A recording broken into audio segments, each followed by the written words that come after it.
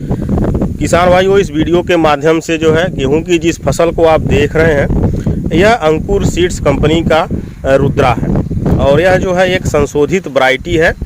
और इसकी अवधि की बात करें तो यह 125 दिन लेती है, यानी कि जो इसकी पूरी फसल अवधि होती है वह 125 दिन की होती है। और पौधे की हाइट के बारे में बात करें तो लगभग 100 सेंटीमीटर जो है इसके पौधे की हाइट होगी। और कल्लों के फुटाव के बारे में बात करें तो देखिए पौधा है तो आपको दिखाते हैं कल्ले कितने हैं। 1 2 3 4 5 6 7 8 9 10 11 12 13 14 15 16 17, मतलब एक पौधे में जो है 17 कल्ले हैं। और इसकी बाली भी जो है लंबी है, अन्य जो देसी वैरायटियाँ होती हैं उससे जो है लंबी है। और इसके बीज के रेट की बात करें तो लगभग 75 से 80 रुपये प्रति किलो की दर से जो है यह मिल जाती है। और सीड रेट की बात करें प्रति एकड़ तो 40 किलोग्राम प्रति एकड़ बीज बुआई के लिए लगता है। और इसकी बुआई जो है आप 25 अक्टूबर से लेकर के जो है 10 दिसंबर तो जो है कर सकते हैं, यानी कि अगेती और पछेती दोनों समय में इसकी बुआई कर सकते हैं। तो इसकी जो खेती की है किसान भाई हमारे साथ मौजूद हैं, तो उनसे जानेंगे क्या यह जो है अंकुर रुद्रा से जो है संतुष्ट हैं और क्या पैदावारी की उम्मीद करते हैं इस वैरायटी से, पिछले साल कौन सी वैरायटी लगाए थे। तो पूरी जानकारी जो है किसान भाई से लेंगे। तो सर जी थोड़ा सा यहाँ आइएगा, अपना थोड़ा परिचय दीजिए और इस गेहूं की वैरायटी के बारे में बताइए। मैं अगस्त उपाध्याय, ग्राम पकड़ी, बरौली। मैं इस वैरायटी को अंकुर का जो लगाए हैं यह हमको बहुत अच्छा वैरायटी लगी, यह देखने में हमको बहुत अच्छी लगी, इसलिए हमने इसको ले करके इसको लगाया।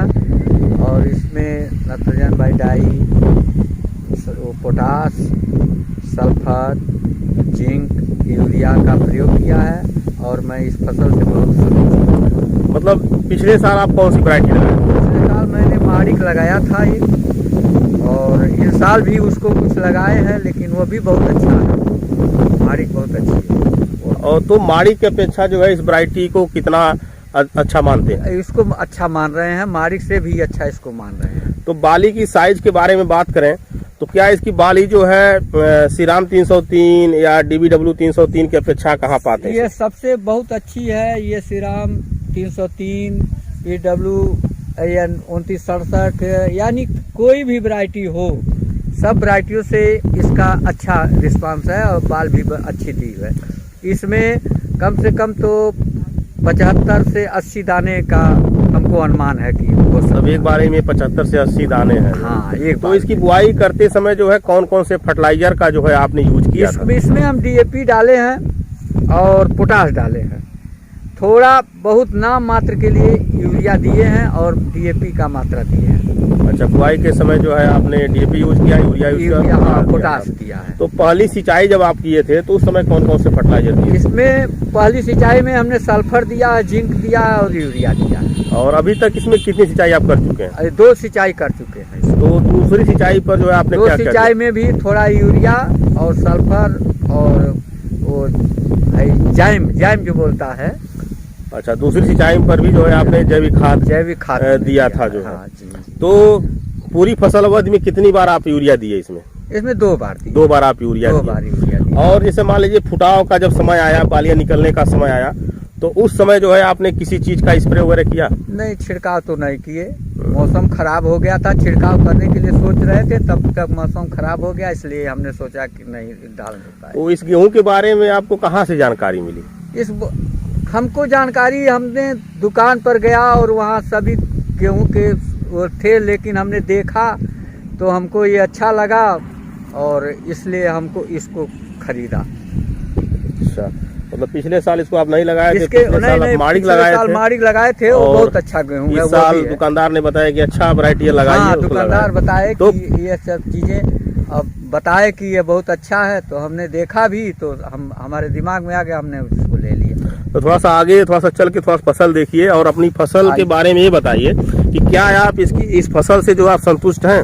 हाँ जी, एकदम हम संतुष्ट हैं इस फसल से, और हमको यह भी है कि हमको रिस्पांस इससे अच्छा मिलेगा।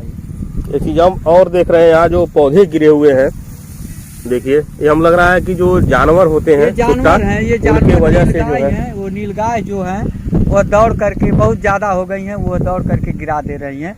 इतनी आधी उधी आई लेकिन ये गिरा भी नहीं।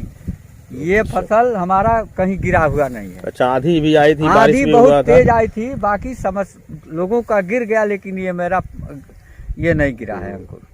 तो बाली आपकी अच्छी है, हाँ, बाली और बहुत काफी अच्छी शानदार लग रही है बाली जो है।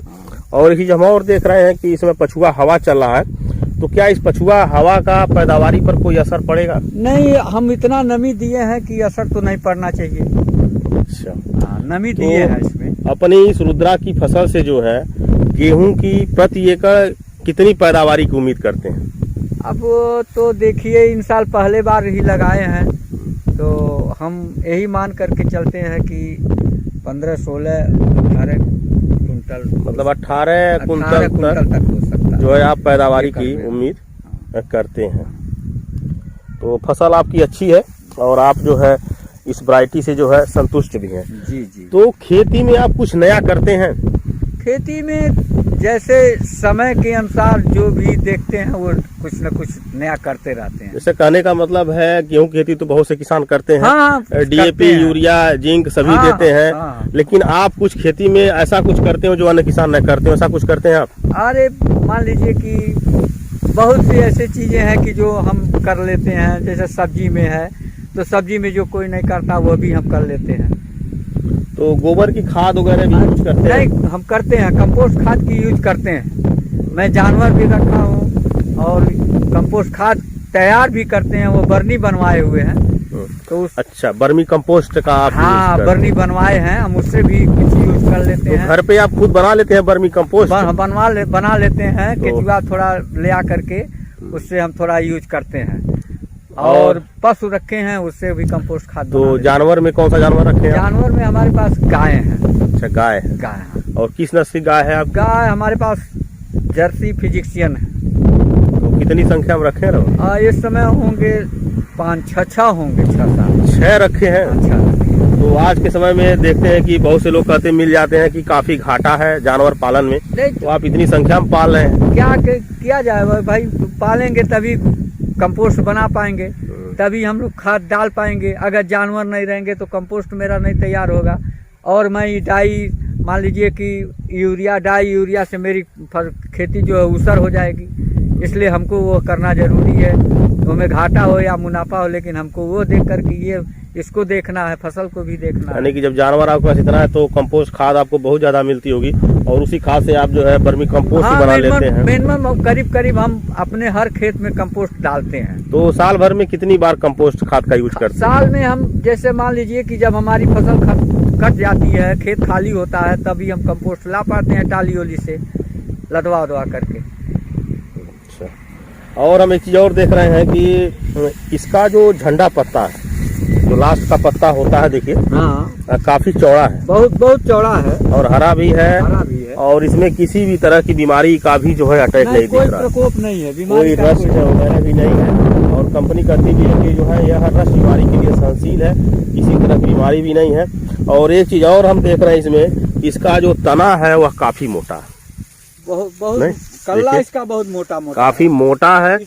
और इसी मोटे के से हमारा ये फसल गिरी नहीं है। नहीं तो यहाँ हमारी फसल जो है सबसे ऊंचाई अधिक है, लेकिन मोटे कल्ले के नाते यह गिरी नहीं, बच फसल का कल्ला मोटा होने की वजह से जो है फसल गिरी नहीं है। बच तो देखा जाए तो एक लगाने लायक है, भले ही संशोधित वैरायटी थोड़ी महंगी जरूर है, महंगी है, लेकिन पैदावारी को देखते हुए जो है इसे लगाने लायक है। तो सर जी बहुत बहुत धन्यवाद, जो है आपने बहुत अच्छी जानकारी दिया अंकुर रुद्रा के बारे में जो है।